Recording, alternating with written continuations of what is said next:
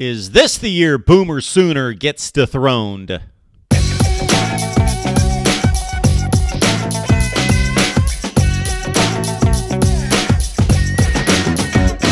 MarkRogersTV, the voice of college football. This is our off-season project, ranking all the schedules in the Power of Five. There are 70 schools in the Power Five. That's all the Power Five conferences, of course, plus the major or not-so-major independents. All right. Of course, you can help us build the channel by grabbing the Amazon link in the description section below. Do your Amazon shopping using that link. That helps build the channel. Doesn't cost you an extra penny. You don't have to buy the product. Just use the link. Thank you so much. Subscribe to the channel. If you love college football, I assume you've subscribed. Of course you've subscribed. What you need to do now, please, is go out and tell your family and friends and your college football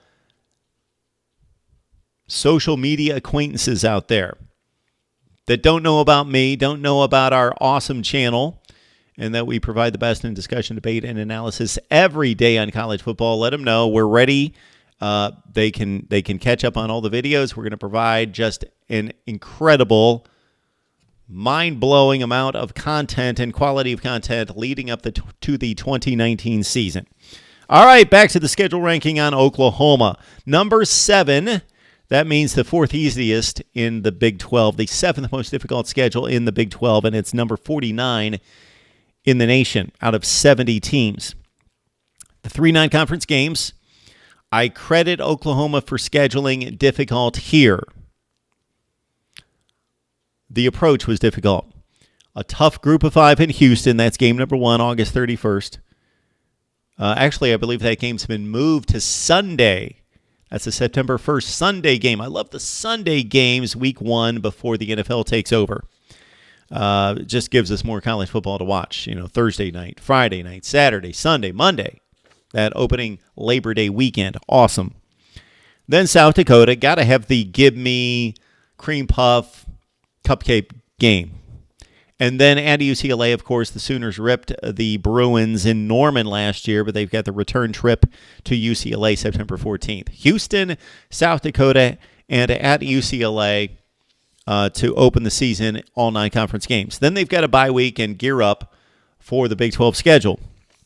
Of course, there's no mystery here. Everybody in the Big 12 plays everybody. It's just how many you play on the road versus home. So that's a 5-4 split. Keep that in mind when you check out the schedules for most teams.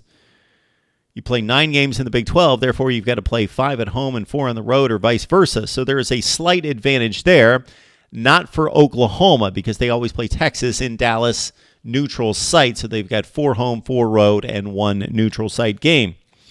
Texas Tech is the Big 12 opener September 28th, followed by a date at Kansas October 5th. Then comes a tough back-to-back with Texas in Dallas. Of course, the Red River, the Red River rivalry or the Red River shootout.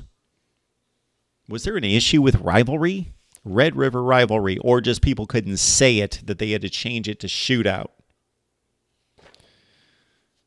Red River rivalry is the 3 R's. It sounds better. The alliteration is a challenge, as you could hear from the first time I said it. Texas, October 12th. That should be the game in the Big 12. It was this past season, and of course was a rematch in the Big 12 championship game with Oklahoma getting its revenge to win the Big 12.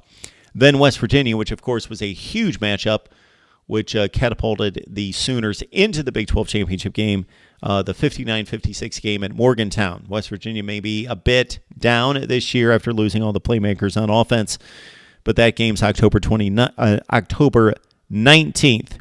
26th at Kansas State before the open date, and then the final stretch run is difficult.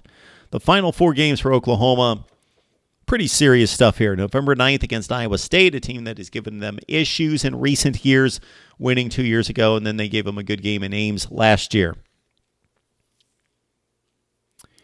Then in November 16th at Baylor, the 23rd against TCU, and if Oklahoma or Texas don't win the Big 12, you would think TCU would be the team with all that defense coming back. And then finally, Bedlam is back to where it belongs in the schedule, the final week of the season after the Big 12 schedulers somehow chose and opted for West Virginia and Oklahoma to close out the season. This is back to where it needs to be. November 30th, Oklahoma at Oklahoma State, Bedlam. That's the Sooners' schedule. It's number 7 in the Big 12. It's number 49 in the country. And we've projected the Sooners. This is the spring projection, not the August prediction, at 11-1, 8-1 in the Big 12. Right here at Mark Rogers TV, the voice of college football. Let us know who you think is going to win the Big 12. If Oklahoma is going to keep its crown, what is the Sooners' record going to be in 2019? And any other comments down below. Right here at Mark Rogers TV, the voice of college football.